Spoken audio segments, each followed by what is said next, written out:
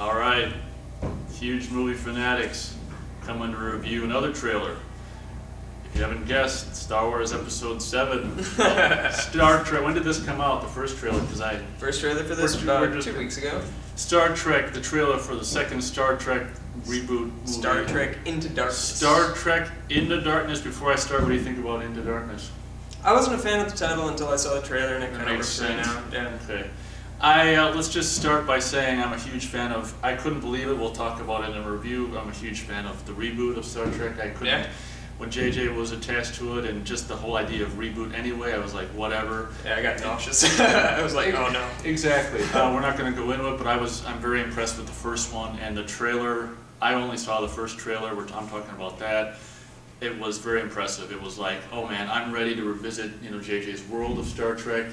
That first shot or whatever of San Francisco with the golden. I think it was the Golden Gate Bridge in the background in the future, and it was just like, oh man, I'm ready to visit this world. And it's the same people.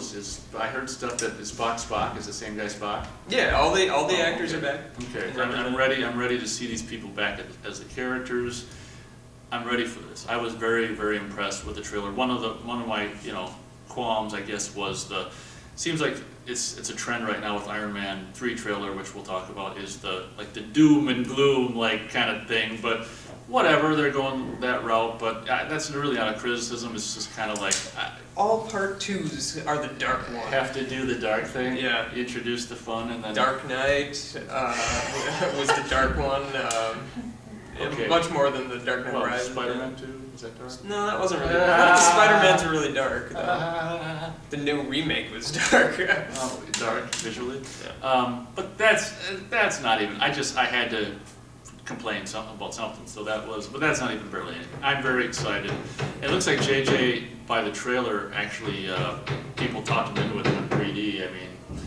Yeah. Whether it's his choice or not, maybe they just made him do it. Maybe they just, when he wasn't looking, they switched the cameras. So that's probably what they did, Yeah. But 3D or not. Yeah, because he doesn't like 3D. It is an anecdote that at the end of the trailer you can see that it does say 3D. So it is interesting to see that they finally made him do it. Yeah, I won't see it in 3D probably, because I don't believe that it was filmed in 3D. It was converted. But I gotta tell you though, they're actually getting really good at conversions. I did see Titanic, and it looks like, it was shot 3D. Well, yeah, Cameron is. Anyway, that's a separate topic. Anyway, I will just cut it short. Very excited. I love JJ's Star Trek, and I'm, like I say, excited to revisit the world. I'm all for it. My biggest problem with Star Trek 2009 was the J.J. Abrams factor, where he likes to make things flashy, and his way of making that movie flashy was the damn lens flares across everything. They didn't bug me. Not a single lens flare that I could see in the trailer, and I was so damn happy. I saw. There's tiny little things, but that's just something that you get from just light. Typically having light and lens. You get that in Jaws and stuff like that. Oh, okay. So anyway, not any additional lens flaring going on. So I was happy as pig and shit. But it was a fantastic trailer. I was blown away. And then last night, and you weren't privy to this, they dropped. If you would have sent me an email, I would have been. I didn't see it until super late. I saw it at like 3. Were you up? No, I was going to bed then. Yeah. So, anyway, I saw the trailer to the new one that just dropped yesterday, and man, that looked fantastic. It's pretty much the same thing. They have an opening monologue by Christopher Pike from the first movie. Who's that character? He was in the original series. No, I mean the bad guy. Is that the... Oh, we don't know who he is yet. There's speculation that he's Khan. That's not it's not going to happen. My guess is he's the guy in the second pilot of the show. Did you ever watch the original series? Yeah, I don't remember. Do you remember the episode where no man has gone before? He sort of had silver eyes. He was a Federation terrorist kind of thing, and he had a random blonde chick with him. And you get this random blonde chick in this movie who apparently is going to be the mother of Kirk's child from Wrath of Khan, if you remember that story. Oh, you mean from, yeah. That's her character. Anyway, I think he's going to be that guy, the Federation terrorist. Oh, okay. I hope the word terrorist isn't in the movie, because it bugs me when it's in the movie. It's like, anyway, I don't want to get into it, but I'm sick of that word in movies.